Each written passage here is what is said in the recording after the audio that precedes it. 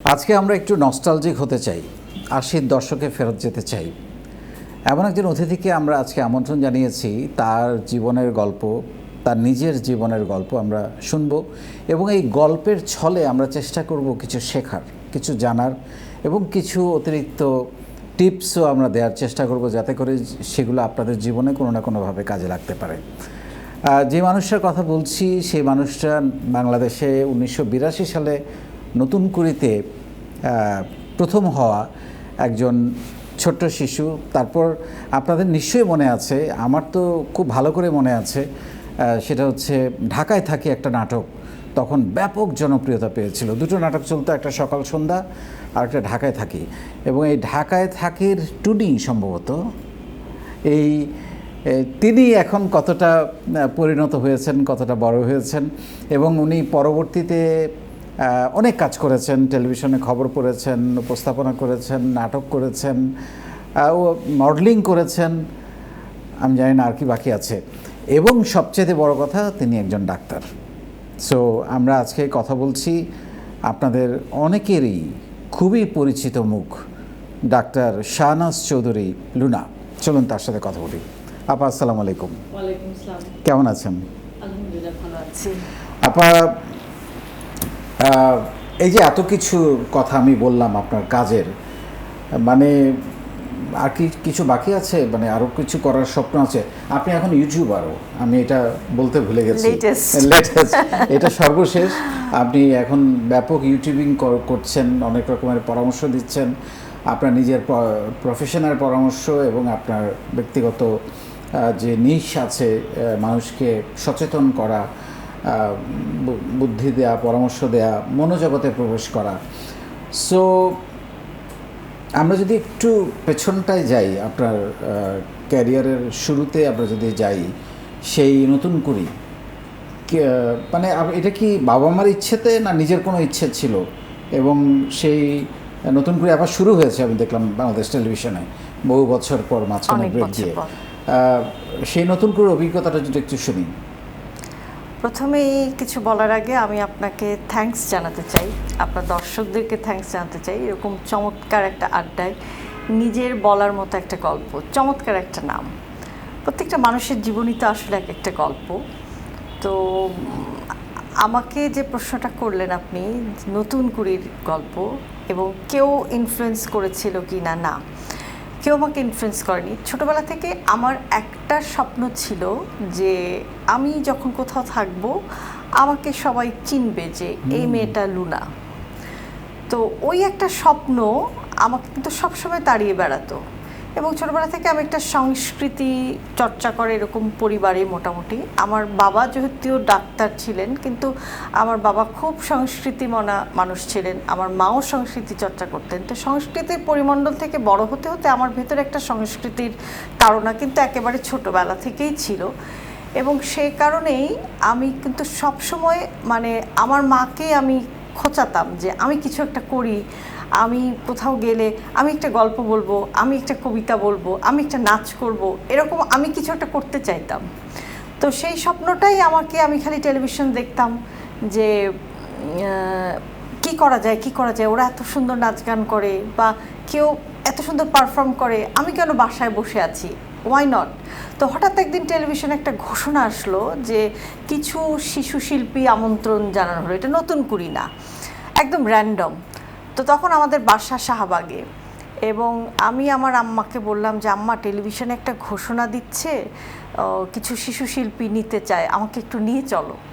তো সেই শাহবাগ থেকে রামপুরা, আমার আম্মা চিনি না, কাউকে চিনি না, কোথায় তোমাকে নিয়ে যাব? আমি বললাম যে না, চলো। তো সেই রিক্সায় চড়ে চড়ে শাহবাগ থেকে রামপুরা, আমি, আমার আব্বা, আম্মা, আমরা সবাই মিলে রিক্সায় চড়ে চড়ে রওনা দিলাম। রামপুরা টেলিভিশন সেন্টারে আসলাম, কাউকে চিনি না সেখানে।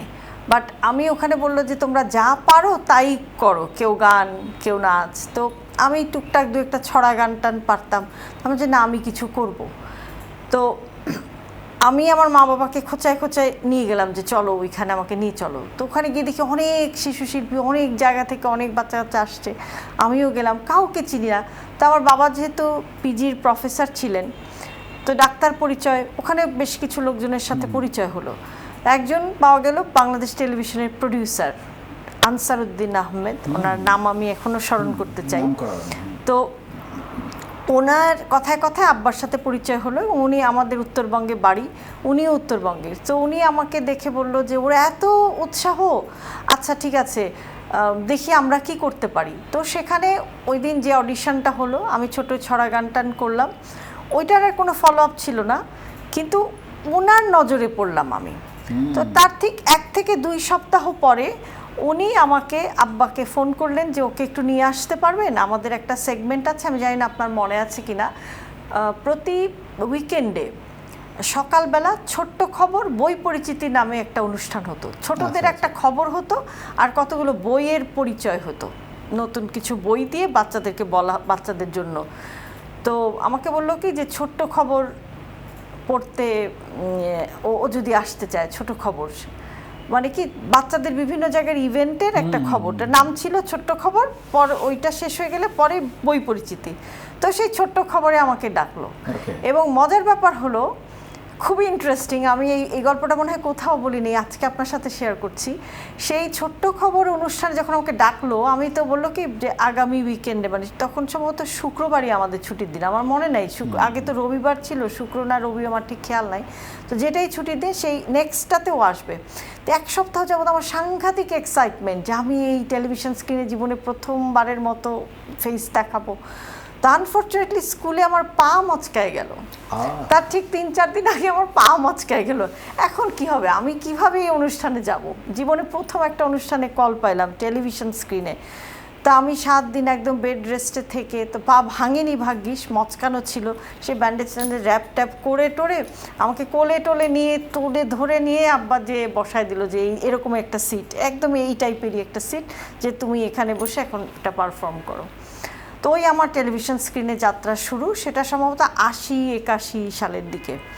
তো তখন আমি পরপর এত ভালো করলাম ওই অবস্থাতেই, তো ওইদিকে কিন্তু আমার পা মুড়ানো এরকম, বাট আমি খুব ভালো করলাম 2টা, মানে এরপরে ওই দিন একটা প্রোগ্রাম করলাম, তারপরে পরের উইকে আরেকটা প্রোগ্রাম করলাম, আবারও উনি আমাকে ডাকলো এবং আমি নজরে পড়লাম আলী ইমাম আঙ্কেলের। ওনার কথা তো নিশ্চয়ই সবার মনে আছে, আপনাদেরও জানার কথা। তো আলী ইমাম আঙ্কেল বললো মেয়েটা এত উৎসাহী, এত ইন্টারেস্টেড, ও মনে হয় আরও কিছু পারবে। তাহলে পরের পার্টটা ছিল, মানে ছোট্ট খবরটা ছিল যে খবর পড়া দেখে দেখে, আর বই পরিচিতি ছিল যে 5-6টা বই দিয়ে দেওয়া হতো, যে 10 মিনিট টাইম, এই বইটা দিয়ে দিল, বাসায় গিয়ে আমি নিজের মতো করে একটা স্ক্রিপ্ট রেডি করে বই পৌঁছায় দিত ওনারা, আমি একটা স্ক্রিপ্ট রেডি করে বইগুলো সম্পর্কে বলবো। তো উনি আমাকে বললো যে ও মনে হয় বই পরিচিতিটা ভালো পারবে, ওকে দিয়ে দিই। তো পরের উইকে আমাকে বই পরিচিতির জন্য 5টা বই উনি দিয়ে দিল। দিয়ে দেওয়ার পরে আমি ওইটা নিয়ে প্রিপেয়ার করে আমি ওই বই পরিচিতিটা শুরু করলাম এবং ওই বই পরিচিতি আমি প্রায় টানা 2-3 বছর করছি। প্রতি সপ্তাহেই উনি আমাকে কল করতো, অন্যদের কারোটা ওনার পছন্দ হইতো না। তো ওই 1-2 সপ্তাহ পরপরই দেখা যায় যে না, লুনা কোথায়, লুনা কোথায়। তো ওইটাই ছিল অ্যাকচুয়ালি আমার মানে যাত্রা, হ্যাঁ, খবর পড়া, গল্প বলা, হোয়াট এভার, আমি পরে উপস্থাপনার যে ওইটা একদম আমার গ্রামার। ওইখান থেকে তারপরে তো বছর 2 পরে নতুন কুড়িতে আসলাম, তারপরে লম্বা স্টোরি। কোন বিষয়ের উপরে? নতুন কুড়িতে আমার সেগমেন্টে ছিল, আমি খ গ্রুপে চ্যাম্পিয়ন ছিলাম এবং সেখানে গল্প বলা, স্টোরি টেলিং, সেটাতে আমি প্রথম ছিলাম এবং আমি একসময় ছবি আঁকতাম, ছবি আঁকায় ওখানে প্রথম হলাম এবং অভিনয়ে, একক অভিনয়ে 3য় হলাম। ওখানে চ্যাম্পিয়ন হওয়ার জন্য মানে যে কোনো 2টো বিষয় প্রথম হতে হবে। তো যেহেতু আমি 2টো বিষয় প্রথম, ছবি আঁকা, অভিনয় আর হচ্ছে গল্প বলা, তো অভিনয় হলাম 3য়। সেখানেও মানে আমার আরও ভালোই হয়তো করতাম, কিন্তু লাস্ট মোমেন্ট আমার একটু ভুল হয়ে যায়, মানে যে কারণে আমি পিছায় যাই কম্পিটিশন থেকে, বাট 3rd হই। হয়তো ওখানে ফার্স্ট হওয়ার মতোই আমার প্রিপারেশন ছিল। তো হয় না যে সবসময় মানে ফিল্ডে গিয়ে ঠিক এক্স্যাক্ট ওই জিনিসটা প্রকাশ করা যায় না। তো এনিওয়ে, আর ছবি যেহেতু আঁকতাম, ছবি আঁকায় আমি মানে ওয়াটার কালার নিয়ে কাজ করতাম, তো সেই ছবি আঁকায় আমি প্রথম হলাম, গল্প বলায় আমি প্রথম হলাম, আর একক অভিনয় 3য় হলাম। গল্প বলা তো এখনো চলছে, আপনি রিসেন্টলি ইউটিউবে গল্প বলছেন আমরা দেখলাম। অভিনয় আপনি করেছেন, সারা জাগানো নাটক যেটার কথা বলছি, যে ঢাকায় থাকি, এরপরে আপনি আরও অনেক কাজ করেছেন। ছবি আঁকাটা কি আর হয়ে ওঠে না? ছবি আঁকাটার চর্চাটা আর হয়ে ওঠেনি, সেটাও একটা স্টোরি। যেহেতু শাহবাগে আমাদের বাসা ছিল, আর্ট কলেজের মধ্যে শামসুন নাহার শিশু কলা ভবন নামে একটা ছবি আঁকার ইয়ে ছিল। তো ওখানেও আমি মানে আমার মা বাবাকে একরকম জোর করে যে না চলো আমাকে একটু নিয়ে চলো। তো ওখানে একটা খোলা মানে আমি জানি না এখন প্রতিষ্ঠানটা আছে কিনা, আর্ট কলেজের তো একটা ওপেন জায়গা, সেখানেই বাচ্চাদের জন্য একটা ছোট স্কুল ছিল। তো প্রতি উইকেন্ডে ওইখানে আমরা যেতাম। সকালবেলা আমরা জাস্ট রং তুলি, কাগজ সব ওপেন, যে যার মতো ছবি আঁকতো। তো আরেকজনকে দেখতে দেখতে দেখতে শিখতে শিখতে শিখতে ওই প্রতিদিন ছবি আঁকতে আঁকতে ছবি আঁকার মধ্যেও আমার একটা ন্যাক তৈরি হয়ে গেল এবং আমি কম্পিটিশানে গেলাম ছবি আঁকাতে। ওই সময় তখন একটা নিয়ম ছিল, কোরিয়া, জাপান এই সমস্ত দেশে আমাদের আঁকা ছবিগুলো পাঠানো হতো। তো আমি একবার জাপান থেকেও একটা ব্রোঞ্জ মেডেল পুরস্কার পাই ওই ছবি আঁকতে গিয়ে। তো বাহারি চর্চা করেছি আসলে। সো ঢাকায় থাকি নাটকের কিছু কথা যদি বলেন। সম্ভবত আপনার ক্যারেক্টারটা ছিল টুনি। না, টুনি হচ্ছে এইসব দিন রাত্রির টুনি। ও সরি, আমার চরিত্রটা ছিল শেফালি। আচ্ছা, শেফালি। হ্যাঁ, আমরা 3 বোন ছিলাম। ফাল্গুনী হামিদ বড় বোন, আমি মেঝো, আমাদের একটা ভাই ছিল রান্টু, তার নাম ছিল মাস্টার শাকিল হিসাবে সে তখন ফেমাস। তো আমি আর আমার একটা ছোট বোন ছিল। তো শেফালি, বাবলি, আমার ক্যারেক্টারটা ছিল শেফালি আর আমার ছোট বোন ছিল বাবলি। বাবলি এখন আমেরিকাতে থাকে, তো শাওন ওর নাম। আর আমি তো যাই হোক ঢাকায় থাকি, বরকতুল্লাহ ভাইয়ের ইয়ে ছিল এবং ওই সময়ে ঢাকায় থাকি আর এইসব দিন রাত্রি প্যারালালি যেত। টুনি হচ্ছে এইসব দিন রাত্রির চরিত্র। লোপা সম্ভবত মানে আমাদের মাঝে আর নাই। তো ঢাকায় থাকি, এটাও একটা লং জার্নি, পুরো 1 ইয়ার। তো ওখানে আমার সাথে কাজ করতো ফাল্গুনী আপা, ওখানে আমার সাথে কাজ করতো ডাবলু ভাই এবং আরও অনেক সিনিয়র শিল্পীরা ছিলেন, তারানা আপা ছিলেন। তো সব কিছু মিলে ওটা একটা 1 বছরের জার্নি, প্রতি 15 দিন পর পর হতো। এবং আমরা মানে ঢাকায় থেকে একটা পরিবার ছিলাম, হ্যাঁ, বিচ্ছিন্ন কিছু না। এবং অভিনয়ে আসা তো আসলে ওই ক্যারেক্টারটা থেকেই, তখন থেকেই একটা অভিনয় করব, অভিনেত্রী হব, এরকম একটা স্বপ্ন আমার ছিল। বাট পরবর্তীতে আসলে আমি মানে ঢাকায় থাকি জার্নিটা মোটামুটি 1 বছর ভালোই যায়। তারপর আরেকটু তখন বড় হলাম, যখন আমি ঢাকায় থাকি করি তখন আমি 9-10-এ পড়ি। তারপর একদম কিশোরী বয়সটা, তারপর আরেকটু বড় হলাম, আমার intermediate, medical first year, second year পর্যন্ত আমি অভিনয় করি। তো ঢাকায় থাকি থেকেই একটা অভিনয়ের ফাউন্ডেশন হয়। তারপর ধীরে ধীরে আমি বেশ কিছু কাজ করি এবং আমাদের যারা খুব মানে আমাদের নাট্য জগতের বিশেষ ব্যক্তিত্ব, যেমন আমার হুমায়ুন ফরিদির সাথে কাজ করার অভিজ্ঞতা আছে, আমার আফজাল ভাইয়ের সাথে কখনো কাজ হয় নাই, সুবর্ণা আপার সাথে কাজ করেছি, এখন জাহিদ হাসানের সাথে কাজ করেছি, তৌকির আহমেদের সাথে কাজ করেছি, আজিজুল হাকিমের সাথে কাজ করেছি, এদের নায়িকা চরিত্রেই কাজ করেছি। কিন্তু আমার আসলে খুব অল্প দিনের নাটকের ক্যারিয়ার ছিল। তো তারপরে আমার বিয়ে হয়ে যায় এবং তারপরে আমি মেডিকেল কলেজে চলে যাই, ময়মনসিংহ মেডিকেল থেকে পাশ করি। সব কিছু মিলে আমার অভিনয়টা আর কন্টিনিউ করা হয়নি। তারপরেও আপনাকে মানুষ মনে রেখেছে, আমি জানি, বিশেষ করে ঢাকায় থাকি দিয়ে আপনাকে সবচেয়ে বেশি চেনে। এরপরে হয়তো আরও কিছু নাটক আপনি নায়িকা চরিত্রে করেছেন, সেগুলোর কারণেও চেনে। বাট তখন তো এরকম সোশ্যাল মিডিয়া ছিল না, ফেসবুক ছিল না, ইউটিউব ছিল না। তখন ওই যে 2 সপ্তাহে 2টো নাটক যেত, মঙ্গলবারে, শুক্রবারে হতো সাপ্তাহিক নাটক আর মঙ্গলবারে হতো ধারাবাহিক নাটক। 1 সপ্তাহে ঢাকায় থাকি, 1 সপ্তাহে এইসব দিন রাত্রি। তো সকাল সন্ধ্যা বন্ধ হয়ে যাওয়ার পরে বরকতুল্লাহ ভাইয়ের হাত দিয়ে ঢাকায় থাকি শুরু হলো। তো তখন যেটা হতো যে একটা নাটক মঙ্গলবারে প্রচার হওয়ার পরে বুধবারে রাস্তায় নামতে আমাদের কষ্ট হতো, কারণ একটা টেলিভিশন চ্যানেল, সবাই ওইটাই দেখতো।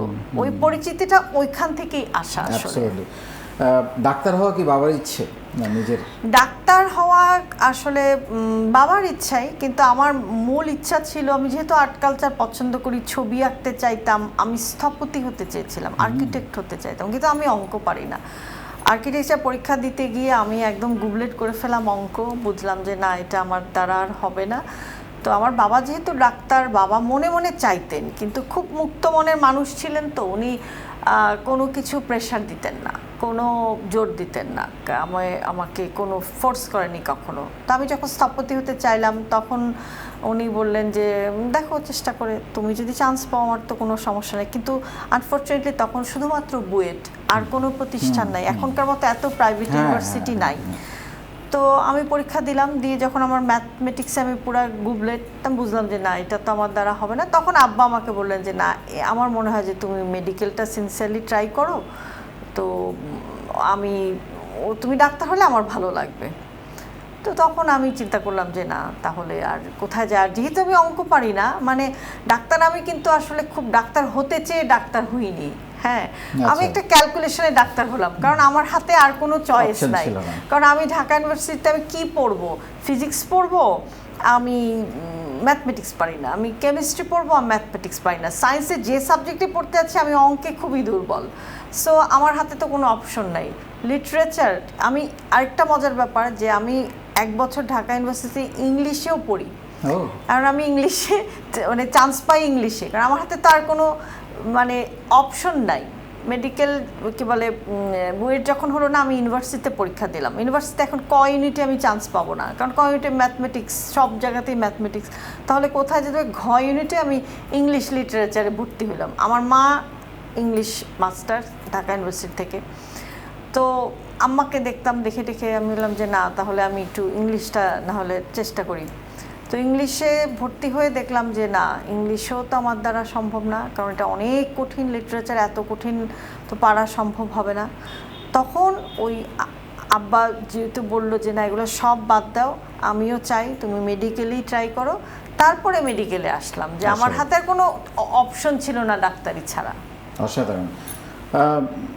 আপনি এরপরে টেলিভিশনে খবর করেছেন, দীর্ঘদিন এনটিভি এবং বাংলাভিশনে খবর করেছেন। মূলত টেলিভিশনে খবর পড়ার কারণেই আপনার সাথে আমার পরিচয়।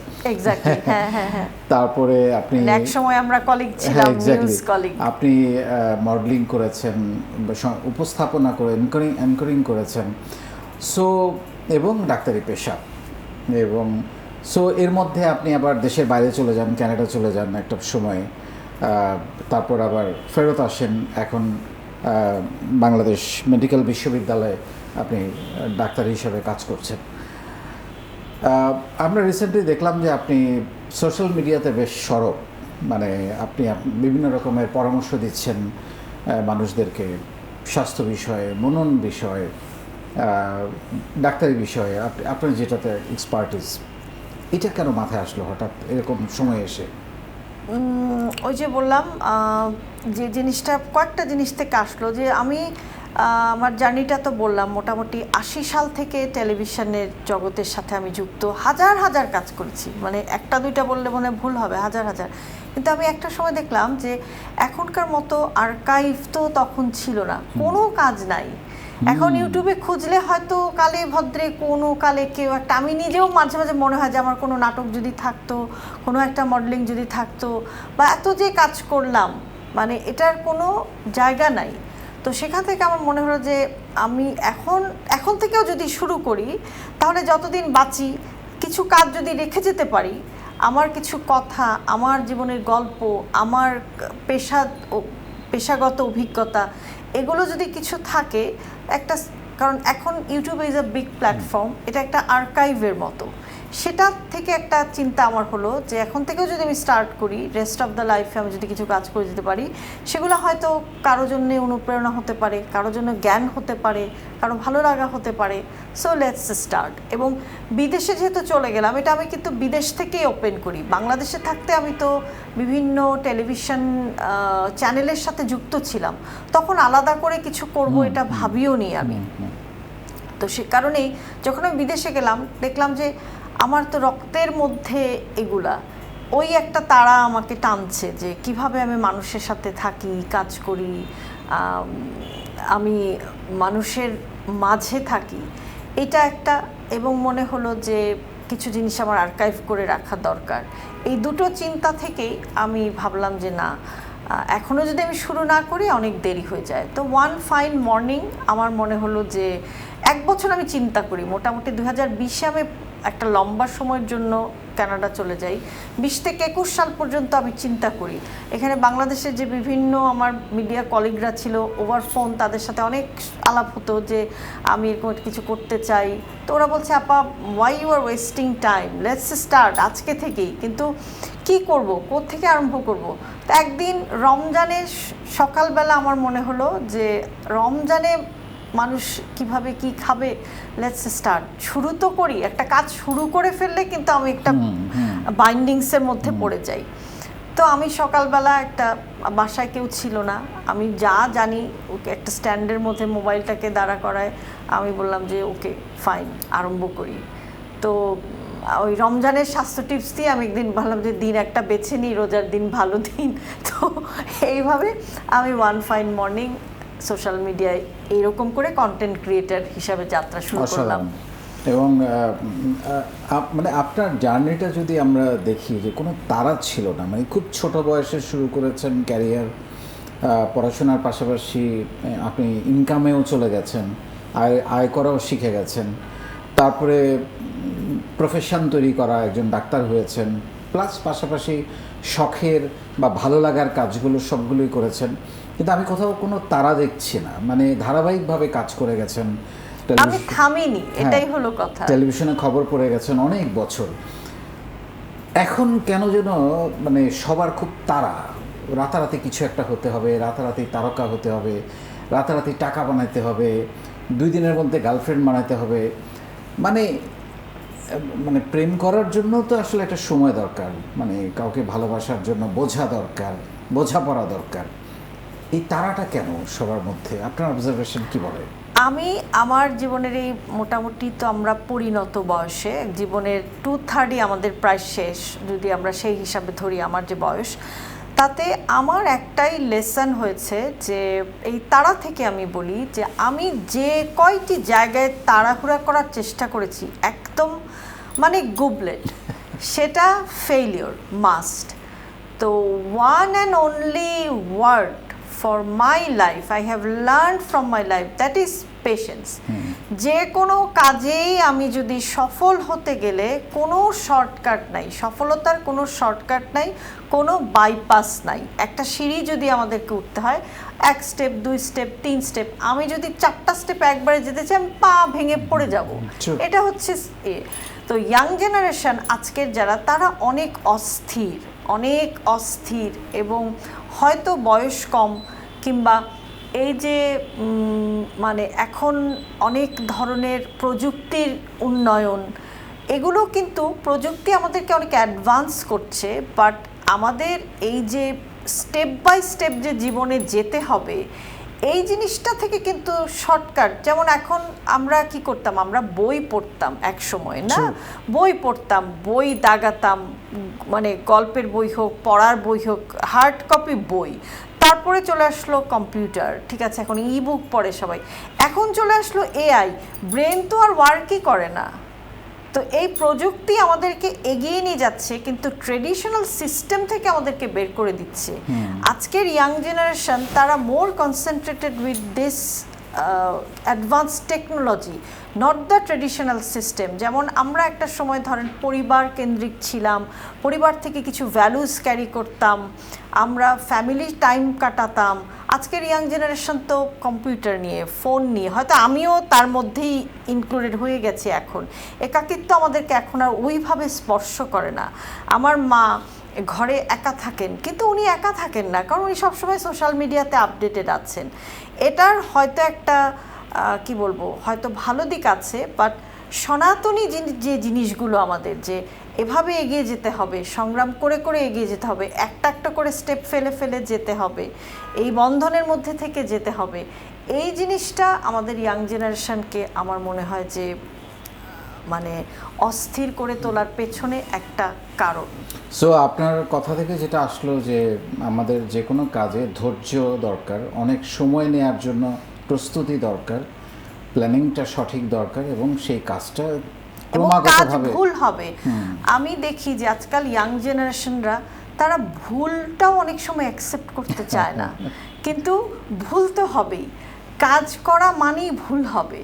ভুল এড়ানোর একমাত্র পদ্ধতি হচ্ছে কোনো কাজ না করা, না করলেই আর ভুল হবে না। ভুল হবে না। কিন্তু এই যে ভুলটা মেনে নিতে হবে বা আমার ভুল থেকে শিখতে হবে। ভুল থেকে শিখতে হবে, প্রত্যেকটা ভুল মানে এভরি স্টেপ এই যে আমি আজকে এখানে কথা বলছি, ইটস মাই লেসন, যে আমি এখানে আসলাম, অনেক কিছু আমার এখান থেকেও দেখে শেখার আছে। আমি জীবনের শেষ দিন পর্যন্ত শিখবো, শেখারও কোনো বয়স নেই। অ্যাবসলিউটলি।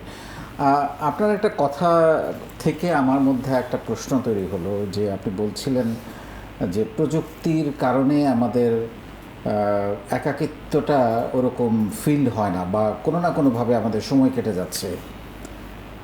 আসলে কি তাই? মানুষ কি প্রযুক্তির সঙ্গে একাকিত্বটাকে মেলাতে পারে কতক্ষণ?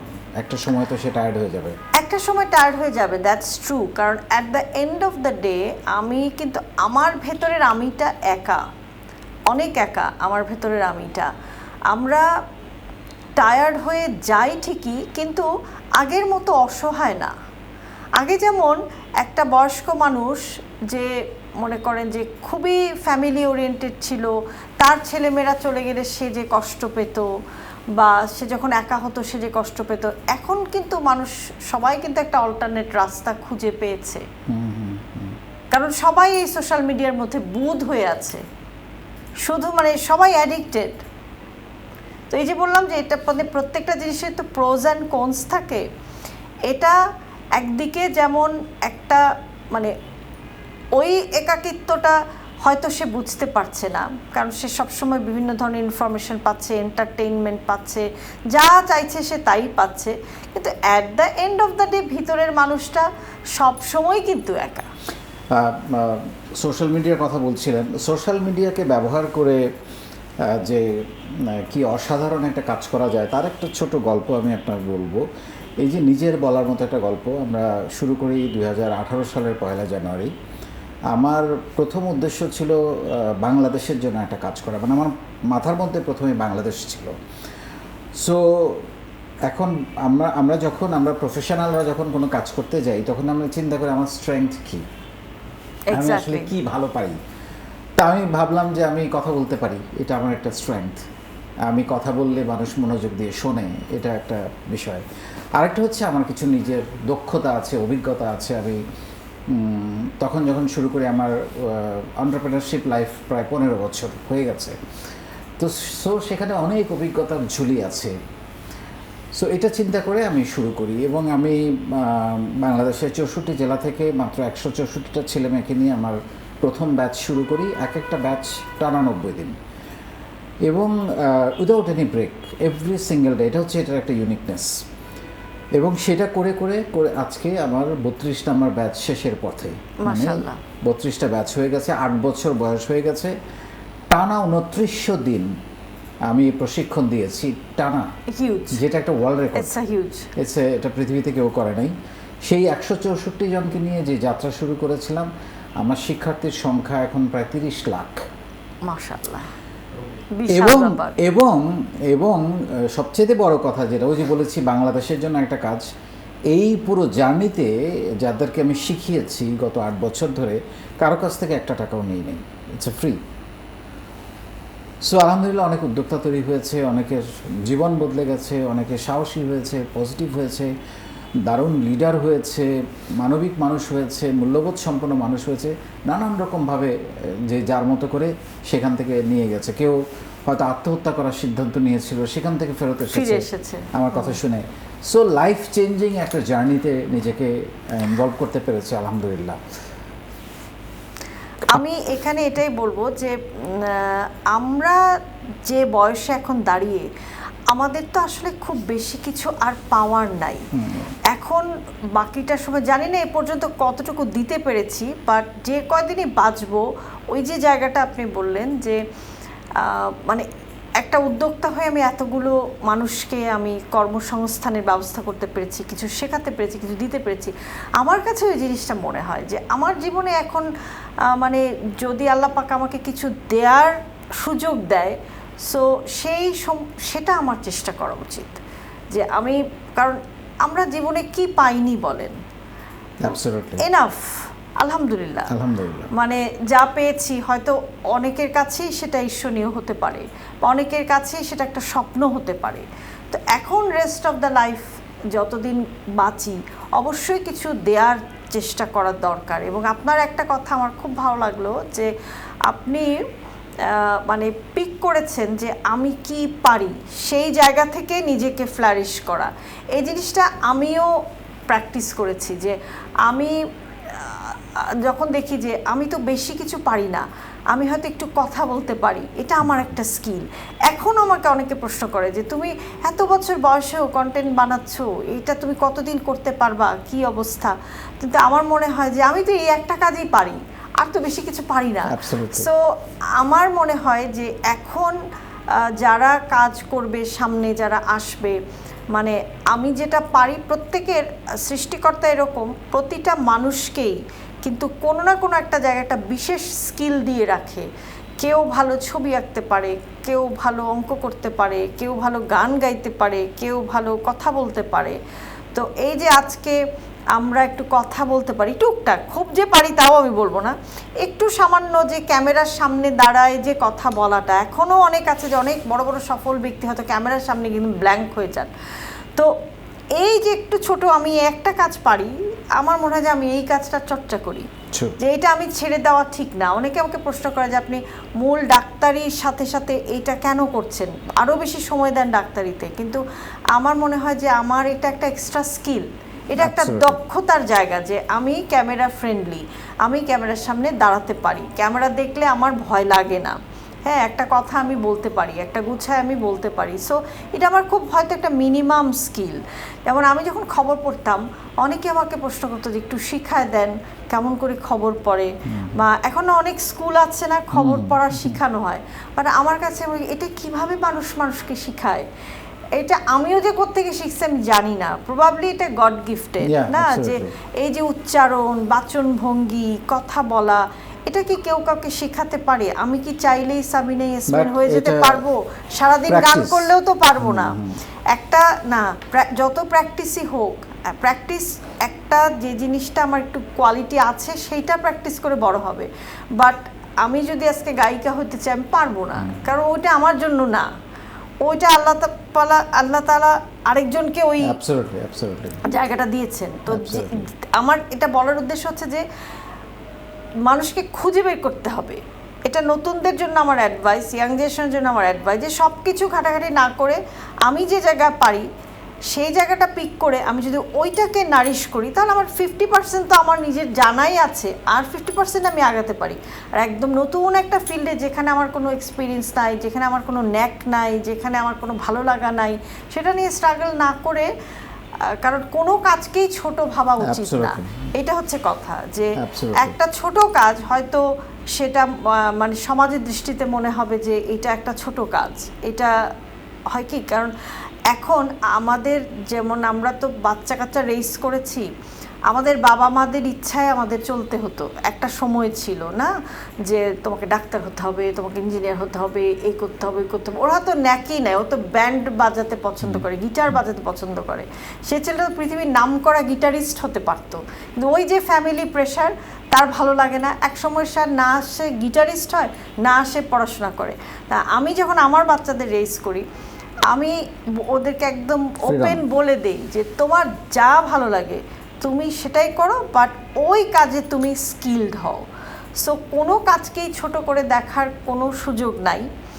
যে কাজই যে পারে, যার যেটাতে ন্যাক থাকে, কেউ যদি ভিডিও এডিট করতে পছন্দ করে, he can be the best video editor of this world. হ্যাঁ, সো যে যেটা পছন্দ করে সে ওইটাতে তার দক্ষতা লাগবে, এটা হচ্ছে সহজ কথা। আপনি আমরা যখন আলাপ করছিলাম অনুষ্ঠানের আগে, আপনি বলছিলেন যে কোনো এক সময় আপনার মধ্যে একটা হতাশা এসেছিল জীবনে, প্রত্যেকটা মানুষের আসে, আমার জীবনে এসেছে। কিভাবে কাটিয়ে উঠেছেন এবং সেটা আমাদের দর্শকদের জন্য কতটা লার্নিং হতে পারে? হতাশার অংশটা আমি একটু বলি। আলহামদুলিল্লাহ আমার পার্সোনাল লাইফে আমি খুব বিশেষ কোনো স্ট্রেস আমার জীবনে ছিল না। আমি am from a very good beloved family, এবং আমার বিয়ে হয়, আমার হাজব্যান্ডও যথেষ্ট সাপোর্টিভ। পার্সোনাল লাইফে আমার তেমন কোনো সিরিয়াস ডিপ্রেশনের জায়গা ছিল না। কিন্তু আমি যখন বাংলাদেশ থেকে কানাডা মুভ করি এবং মোটামুটি মিডল এইজে, এবং সেখানে গিয়ে আমাকে কাজের একটা চ্যালেঞ্জের মধ্যে পড়তে হয়, একটা প্রফেশনাল পরিচয়টাকে স্ট্যান্ড করতে হবে, নতুন করে ভাষা শিখতে হবে, নতুন করে কানাডিয়ান লাইফের সাথে অভ্যস্ত হতে হবে। একটা পর্যায়ে আমি একটু ডিপ্রেসড হওয়া শুরু করলাম, এবং এই ডিপ্রেশনটা আমি কি করতাম, যখনই আমার ডিপ্রেস লাগতো, এখনও যখন আমার মন খারাপ লাগে, আমি রাইটেও একটা ভিডিও দেখি, একটা মোটিভেশনাল ভিডিও দেখি, আমি একটা কন্টেন্ট বানানো শুরু করি, এবং ওই যে ওরা যে বলে, আমি একদম বোধ হয়ে যাই ওই মোটিভেশনের কথার মধ্যে, এবং ওখান থেকে হয়তো একটা স্টোরি আমি পিক করলাম, করে আমি রাতারাতি আবার ওইটাকে দাঁড়া করানোর চেষ্টা করি। ওইটাই আমার মোটিভেশন। এবং এই ডিপ্রেশন বা হতাশাটাকে কাটানোর জন্য কিন্তু এই মোটিভেশনগুলোকে আমি অনেক ব্যবহার করি আমার নিজের জীবনে। এবং এখনও যখন হয়, দেখা যায় যে আমার খুব মন খারাপ লাগছে, ভালো লাগছে না, একটু হয় না, কত ধরনের হতাশাই তো কাজ করে। কারণ একটা প্রত্যেকটা মানুষেরই একটা জায়গায় এক্সপেকটেশন থাকে, যখন এক্সপেকটেশনের সাথে ফুলফিল হয় না, একটা হতাশা সাময়িক আসে প্রত্যেকটা মানুষের জীবনে। যদি না আসে, তার মানে হচ্ছে যে আমার কোনো লক্ষ্য নাই। যখন একটা লক্ষ্যচ্যুতি হয়, একটা ডিপ্রেশন আসে। আমার জীবনেও যে এরকম 2-4টা ঘটনা ঘটেনি তা না, তো খুব শ্যাটার্ড মনে হয় যে আমাকে দিয়ে মনে হয় কিছুই হবে না। কিন্তু তখনই আমি এরকম মোটিভেশনাল কাজগুলোকে দেখি এবং মোটিভেশনাল ভিডিও বানানোর চিন্তা করি।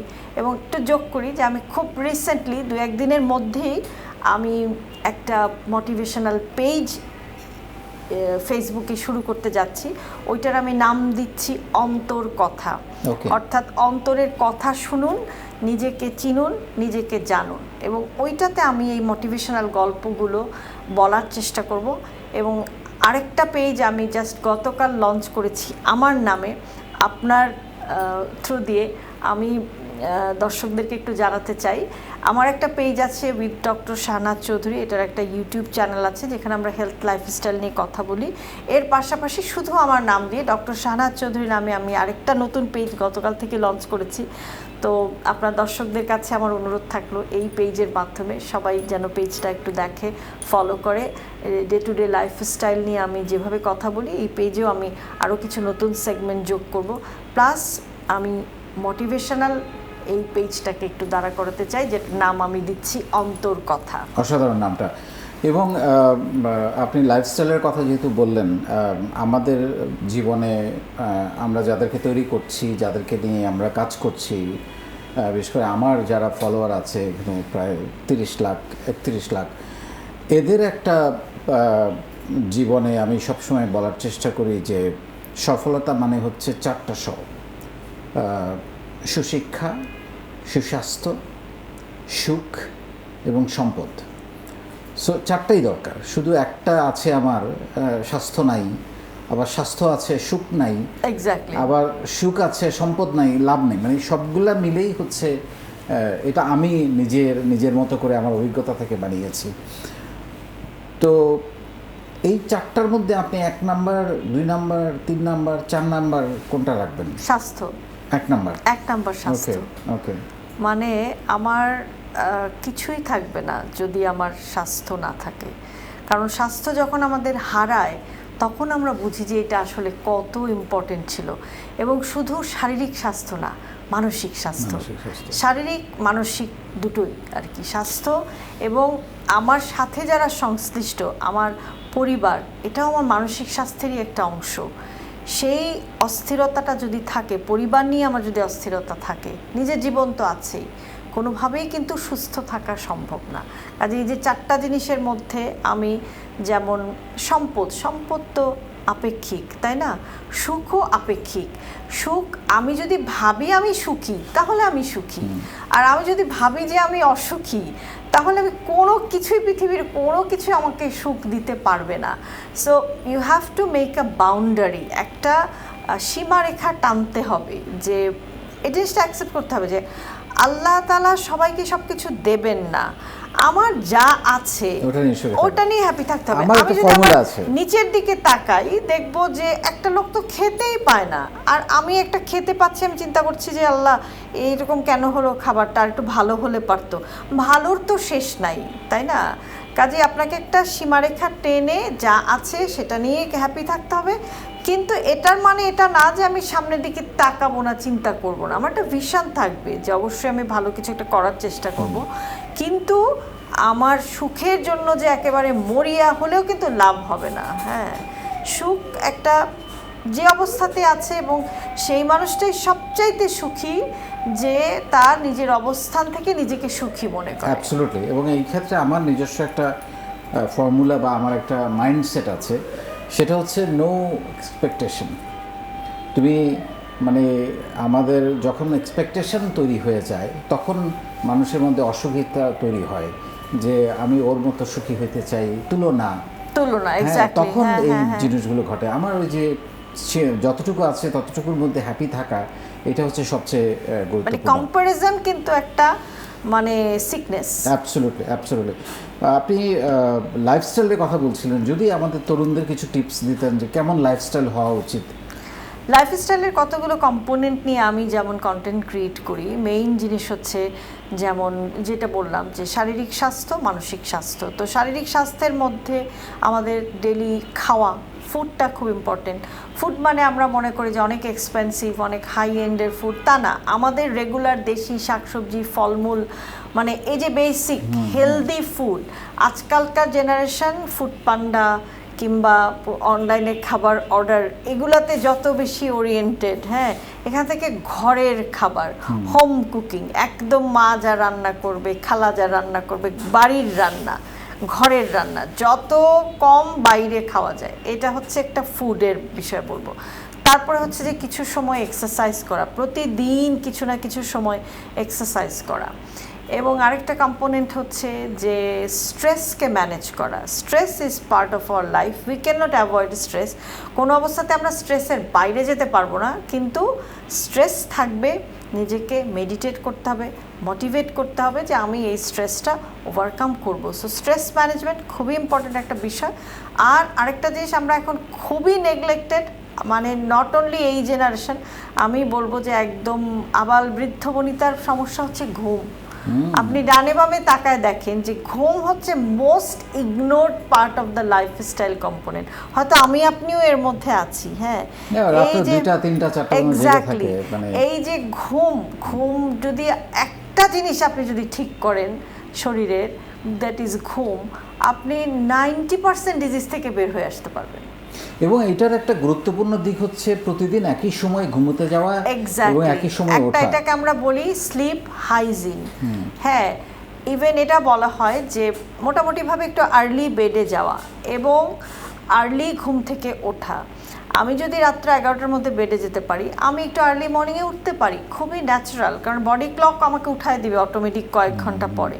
এবং মর্নিংটা যদি পান, if you are a morning person, আপনি অনেক রিলিজিয়াস রিচুয়াল করতে পারছেন, আপনি এক্সারসাইজ করতে পারছেন, আপনি বাইরে হাঁটতে যেতে পারছেন, ইভেন নিজেকে নিয়ে চিন্তা করার একটা সময় পাচ্ছেন, যেটা সারাদিন হয়তো পান না, যেটাকে আমরা বলি ডিসিপ্লিন লাইফ। ডিসিপ্লিন একটা লাইফ।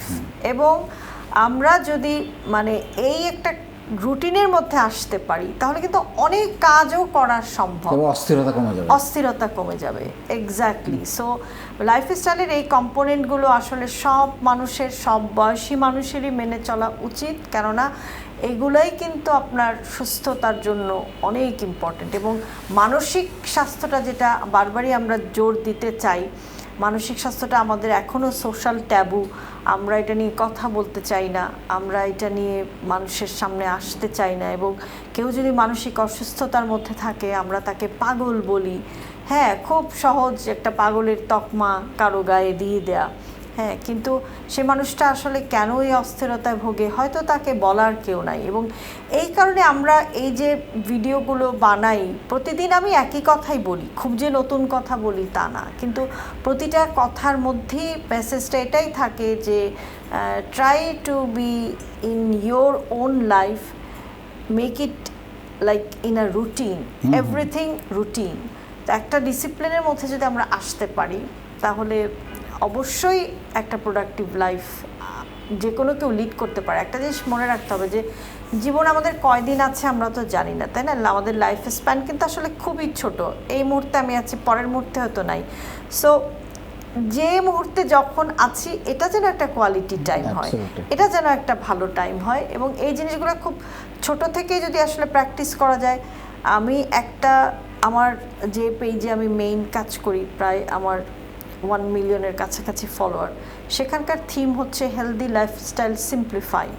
অর্থাৎ আমরা হেলদি লাইফস্টাইলকে একদম সহজভাবে নিতে চাই, কোনো জটিল কিছু না। এবং আপনি প্রতিদিন যদি মনে করেন, দেখেন, জাস্ট প্র্যাকটিস করবেন যে আজকে অফিসে বসে হয়তো একটা অফিস মিটিং হচ্ছে, আমি একটা খাবার দেয়া হলো আমাকে, এখানে দেখা গেলো যে খুব অনেকগুলো 4টা রিচ আইটেম আছে, আমি একটু কম খেলাম, একটু একটু করে যে আমি শুরু করি যে বাইরের খাবারটা আমি একটু কম খেলাম, ঘরে গিয়েও দেখা গেলো খুব ভালো লাগছে, আমি একটু এখানে সামাল করে খেলাম, আমি একটু চিন্তা করলাম যে কতটুকু আজকে প্রোটিন খাচ্ছি, কতটুকু কার্বোহাইড্রেট খাচ্ছি, এবং আমি একটু করে স্ট্রেসটা ম্যানেজ করলাম, একটু 10 মিনিট হাঁটলাম, 15 মিনিট হাঁটলাম, একটু বাইরে বের হলাম, অথবা আমি ঘুমাতে যাই প্রতিদিন 1টার সময়, আচ্ছা আজকে আমি 15 মিনিট আগে ঘুমাবো, পরের দিন আরও 15 মিনিট আগে ঘুমাবো। এই যে একটু একটু করে করে যদি আপনি চেঞ্জ করেন, তাহলে দেখবেন যে within a month, within a short time you are in a framework. এবং বডি কীরকম, যে বডিকে আপনি যেভাবে ট্রেন করবেন, বডি কিন্তু সেভাবেই ট্রেনড হবে। অ্যাবসলিউটলি এ ব্যাপারে কোনো সন্দেহ নেই। আপনি লাইফে অনেক কিছু করেছেন, অনেক কিছু দেখেছেন, দেশ বিদেশ এবং অনেক জায়গায় কাজ করেছেন, এবং আপনার অসাধারণ একটা প্রফেশন, ডাক্তার সেবার একটা কাজ।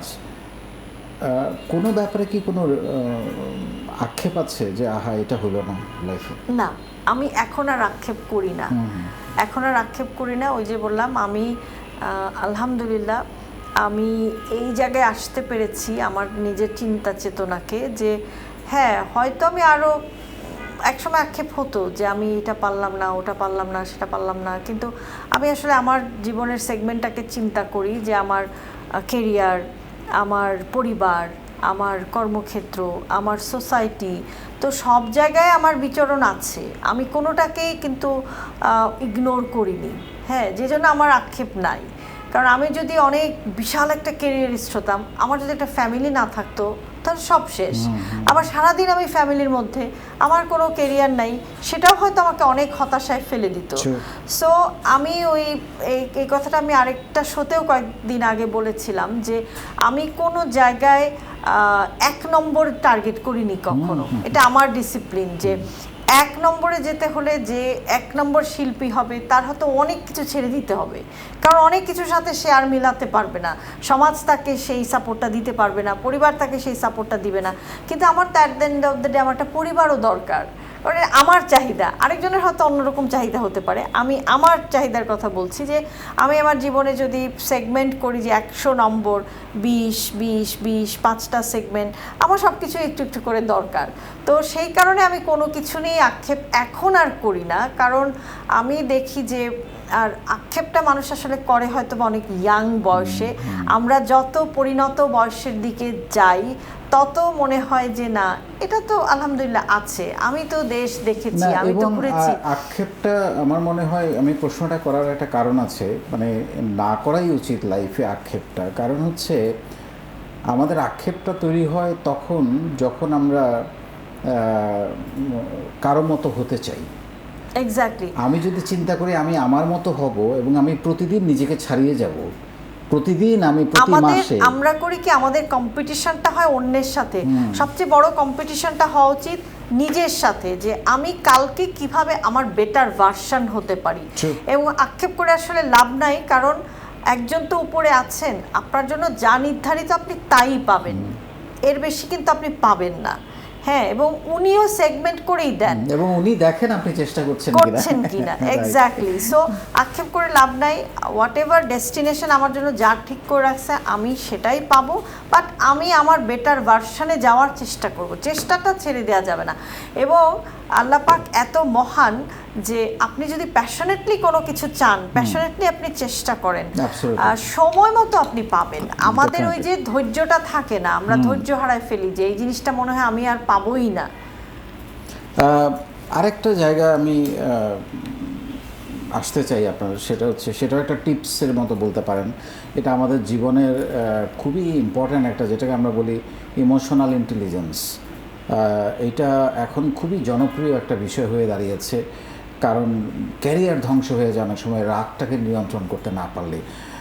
সংসার নষ্ট হয়ে যায়, প্রেম নষ্ট হয়ে যায়, যে কোনো কিছু সম্পর্ক নষ্ট হয়ে যায়। এইটার ব্যাপারে আপনার পরামর্শ কি?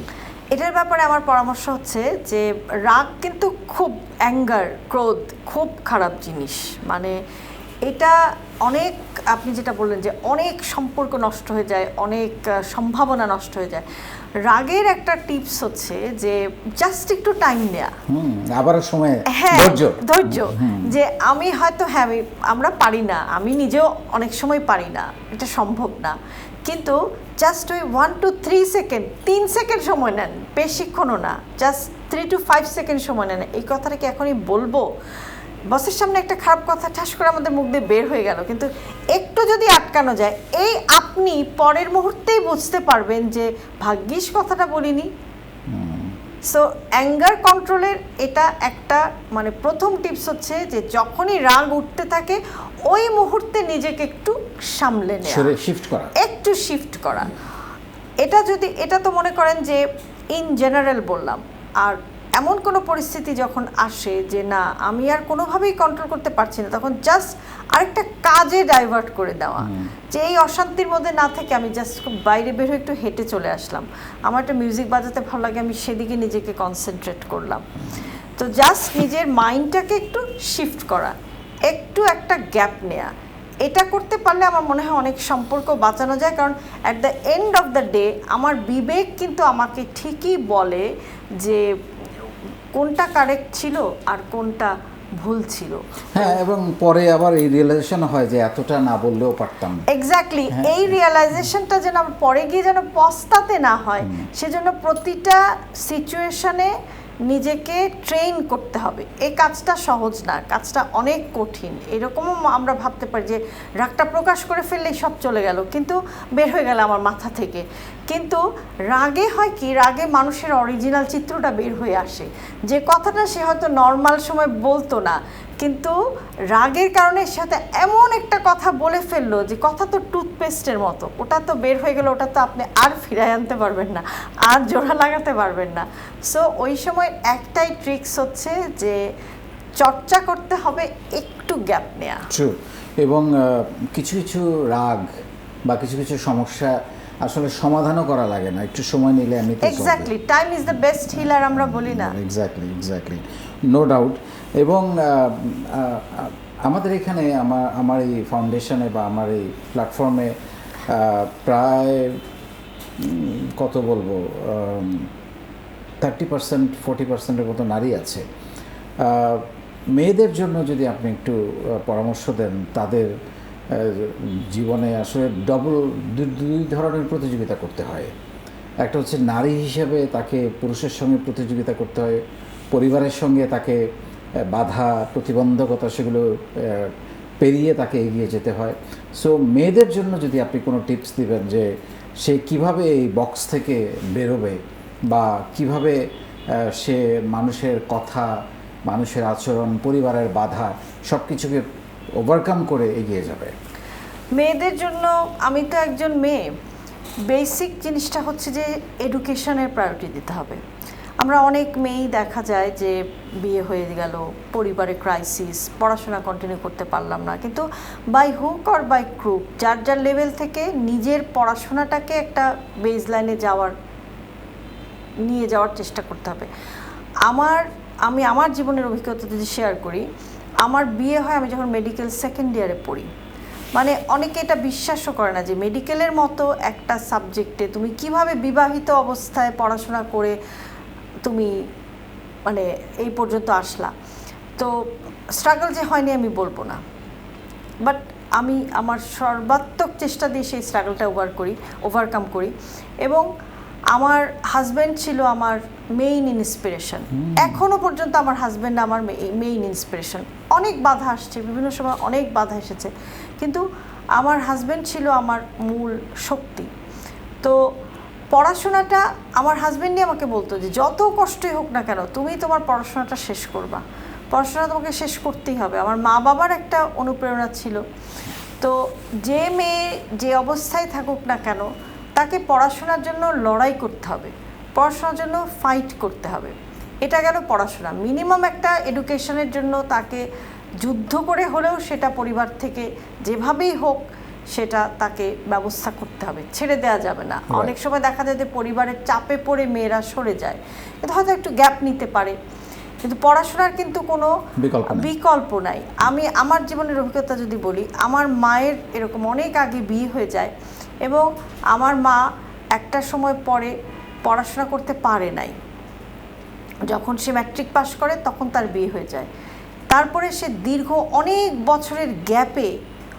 বছরের গ্যাপে ইন্টারমিডিয়েট থেকে আম্মা আবার পড়াশোনা শুরু করে।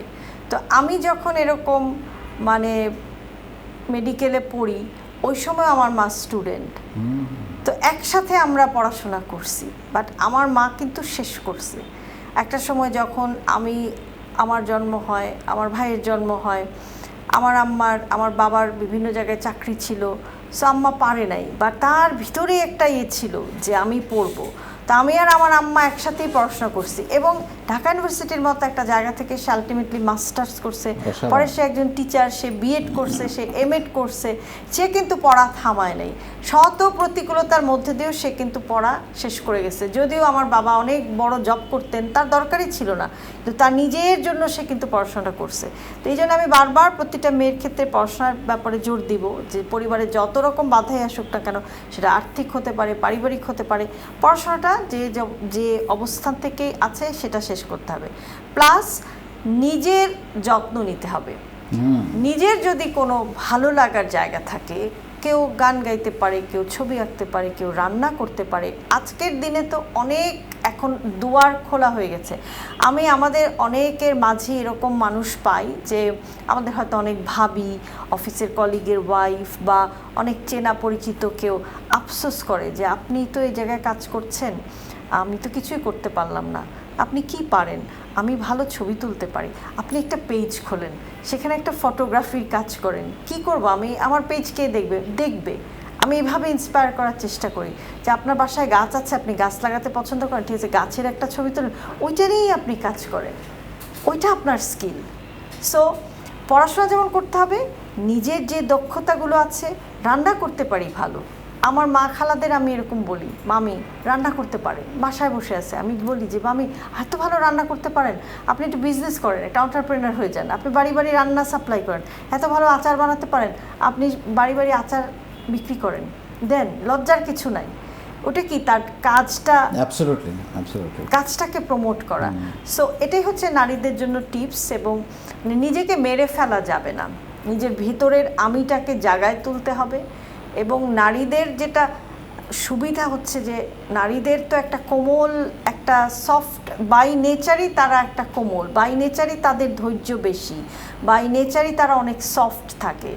সো তারা যদি নিজেকে না মেরে ফেলে, মানে এই যে পরিবারের জন্য আমি জীবন বিসর্জন দিয়ে ফেললাম, হ্যাঁ দিতে হবে পরিবারের জন্য, অবশ্যই জীবন দিতে হবে, এটা আমি ডিসকারেজ করব না, কিন্তু নিজের জন্য একটুখানি জায়গা রেখে। কারণ আমি যদি নিজেকে মেরে ফেলি তাহলে আমাকে কেউ কিন্তু আর জায়গায় তুলবে না, আমি ওখানেই শেষ। সো এটা প্রতিটা মেয়ের জন্যই অ্যাপ্লিকেবল। অসাধারণ টিপস। আমার মনে হয় আমাদের মেয়েরা, নারীরা যারা দেখেছে তাদের নিশ্চয়ই এটা অনেক কাজে লাগবে। আপা, মানে কি বলে আপনাকে ধন্যবাদ দিব। মানে আমি আসলে আমার মনে হয় আমি আপনার সাথে আরো কয়েক ঘন্টা আলাপ করতে পারবো। আপনি শুরুতে বলছিলেন যে আমি কি বলবো জানি না, এখন দেখেন কথা শেষ হচ্ছে না, এবং আমার কাছে এখনো মনে হচ্ছে যে আপনার সঙ্গে আলাপ করার মতো আরো 2 ঘন্টা মতো কথা আমার কাছে আছে। না, আসলে জীবনে অনেক লম্বা পথ তো পাড়ি দিলাম, জীবনের অভিজ্ঞতাগুলো যদি শেয়ার করা যায়। এবং আমার বিশেষ করে আমি বাংলাদেশে একটা লং টাইম, প্রায় 40-45 বছর থাকি, তারপরে আমি কানাডা যাই, সেখানে 10-12 বছর থাকি এবং অন্য কোনো এক সময় যদি আবারও সুযোগ হয় অভিভাষণের অভিজ্ঞতা নিয়েও আমি মানে কথা বলতে পারি। আজকে তো শুধু আমার জীবনের গল্প বললাম, ওটাও আমার জীবনেরই গল্প, বাট এক দেশ থেকে আরেক দেশে চলে যে ট্রানজিশনে যে মানুষের কথাগুলো জমে, সেইগুলো নিয়ে হয়তো উপন্যাস লেখা যাবে। আমার জীবনের অভিজ্ঞতা নিয়ে আমরা হয়তো উপন্যাস লিখতে পারব। অ্যাবসলিউটলি। তবে আমি আপনাকে সরি একটু বলে রাখি, আমার সঙ্গে, আমাদের এই নেটওয়ার্কের সঙ্গে প্রায় 50টা দেশের বাংলাদেশি প্রবাসীরা কানেক্টেড। আমি একদিন একটা প্রোগ্রাম করতে চাই অনলাইনে। আপনি যেহেতু মানসিক স্বাস্থ্য নিয়ে কাজ করেন, এটা সবচেয়ে বেশি দরকার আমাদের প্রবাসীদের, কারণ তারা একা থাকে। সো তাদের স্ট্রেস, তাদের মানসিক স্বাস্থ্য নিয়ে তারা খুবই উদাসীন, সবসময় পরিবারের জন্য চিন্তা করে, বাবা মারা যায়, মা মারা যায়, সন্তান বড় এবং হয়ে যায়। আমি একটু ছোট্ট জিনিস বলে মানে এটা শেষ করি যে প্রবাস জীবনের যে কষ্টটা, আমি আমার অভিজ্ঞতাটা বলি। এটা কখনো আমার কোনো সোশ্যাল মিডিয়াতেও কখনো আমার শেয়ার করা হয়নি, আজকে প্রথম কথা বলছি। তো প্রবাসের যে কষ্টটা, এই যেটা আপনি বলছিলেন যে পরিবার থেকে দূরে থাকা, আমার বাবা মারা যায় 2016 সালের 26 জানুয়ারি বাবা মারা যায়। তো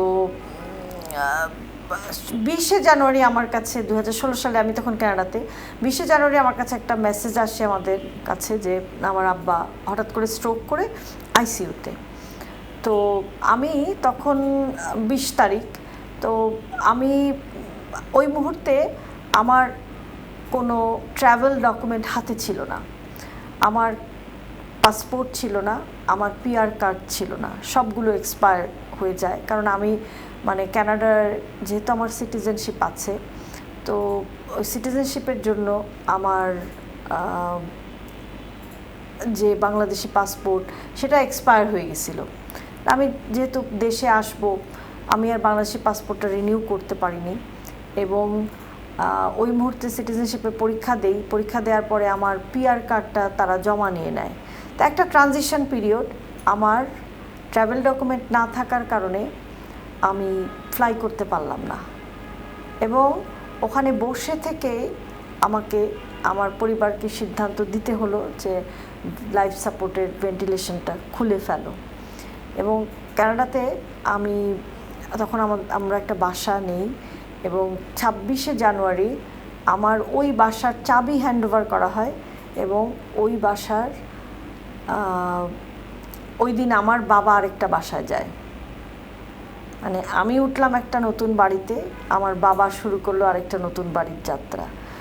তো এই যে প্রবাস জীবনের কষ্ট, যে পরিবারের যখন সত্যিকার অর্থেই আমাকে দরকার, আমি থাকতে পারিনি। এবং এই যে দীর্ঘ 10-12 বছর আমি বিদেশে ছিলাম, এর মধ্যে আমার ছোট ভাই একবার একটা অনেক বড় অ্যাক্সিডেন্ট করে সে আইসিইউতে চলে যায়। সে সময় আমি আসতে পারিনি, আমি থাকতে পারিনি। আমার মার হার্ট অ্যাটাক হয়, I was not present at that time. আমার বাবা চলেই যায়, বাবার মৃত্যুতে আমি আসতে পারিনি, তাকে একটা শেষ দেখা আমি দেখতে পারিনি, কারণ আমার ওই মুহূর্তে কোনো ট্রাভেল ডকুমেন্ট নাই, আমার ফ্লাই করার কোনো লিগ্যাল ডকুমেন্ট নাই। এটা অনেক কষ্টের। তো বিদেশ থাকার এটা হচ্ছে একটা প্রচণ্ড রকমের প্রচণ্ড কষ্ট, যেমন এটা সবাই ওখানে আমরা ফিল করি। এবং আমি অনেককেই দেখেছি আমাদের চোখের সামনে, অনেকের বাবা মা চলে গেছে, অনেকের ফ্যামিলিতে অনেক বড় বড় ডিজাস্টার হয়েছে। কারণ আমরা যেহেতু কানাডা, বাংলাদেশ বললেই তো আর আসা সম্ভব না, এবং এখানে একটা আর্থিক ব্যাপার থাকে, এখানে একটা অনেক ধরনের ইনভলভমেন্ট থাকে, চাইলেই চট করে চলে আসা যায় না। প্রবাস জীবনে এটা একটা পরিবার থেকে বিচ্ছিন্ন থাকার একটা কষ্ট, প্লাস নতুন করে গিয়ে আরেক দেশে নিজেকে সেটেল করা, নিজেকে একটা কাজের আইডেন্টিফিকেশান নিজের একটা বের করা, এই যে হতাশা, ডিপ্রেশন, এটা নিয়ে আমার মনে হয় যে মানে এটা নিয়ে ধারাবাহিকভাবে কথা বলা যাবে। অনেক ধন্যবাদ আপা। আসলে শেষের দিকে এসে আপনি যে অভিজ্ঞতাটা বললেন, এটা খুবই হৃদয় বিদারক এবং এটাই হয় আমাদের সকল প্রবাসীদের জীবনে। সো তাদের মানসিক স্বাস্থ্য নিয়ে আমরা একদিন অনলাইনে একটা প্রোগ্রাম জুম মিটিংয়ে আমরা একদিন করব ইনশাল্লাহ আপনাকে নিয়ে। আপনি যেহেতু ডক্টর, আমার ধারণা আপনি কিছু অ্যাডভাইস দিলে তাদের এটা অনেক উপকারে লাগবে। থ্যাংক ইউ আপা, আপনাকে অনেক ধন্যবাদ আজকে আমাদের শোতে এসে আপনার নিজের অভিজ্ঞতা শেয়ার করার জন্য এবং কিছু টিপস আমাদের সবার জন্য। আপনাকে অনেক ধন্যবাদ চমৎকার একটা শোতে আমাকে ইনভাইট করার জন্য। প্লাস যেটা মানে অনেক দিন পর আমার মনে হয় যে আমি আজকে এমন কিছু কথা হলো যেগুলো আর কখনোই বলা হয়নি, একদম না বলা কিছু কথা বলতে পেরে মানে ভালো লাগছে, নিজের খুব হালকা মনে হচ্ছে। থ্যাংক ইউ আপা, থ্যাংক ইউ ভেরি মাচ। না বলা অনেক কথা শুনলেন আপনারা, এবং আমাদের এই শোয়ের মূল উদ্দেশ্যটাই হচ্ছে নিজের গল্পগুলো ভেতর থেকে নিয়ে আসা এবং সেই গল্প বলার মধ্য দিয়ে কোনো না কোনো বাক, কোনো না কোনো বক্তব্য, কোনো না কোনো উদাহরণ, কোনো না কোনো টিপস তৈরি করা যেটা আপনার জীবনে কাজে লাগবে এবং আপনি নতুন করে ভাবতে পারেন যে এই সমস্যাগুলো বা এই বিষয়গুলোকে আমি এভাবেও দেখতে পারি। সেরকম একটা বার্তা দেওয়ার কারণ জন্যই এই নিজের বলার মতো একটা গল্প, যে এই প্রত্যেকটা গল্পের মধ্য দিয়ে আমরা নতুন করে অনুপ্রেরণা পেতে পারি, নতুন করে এগিয়ে যাওয়ার স্বপ্ন দেখতে পারি এবং নতুন করে পথ চলার সাথে থাকতে পারি। সেই জন্যই এই অনুষ্ঠানটা। ইনশাআল্লাহ আগামী পর্বে নতুন কোনো অতিথির সাথে আবার দেখা হবে। ভালো থাকবেন। আসসালামু আলাইকুম।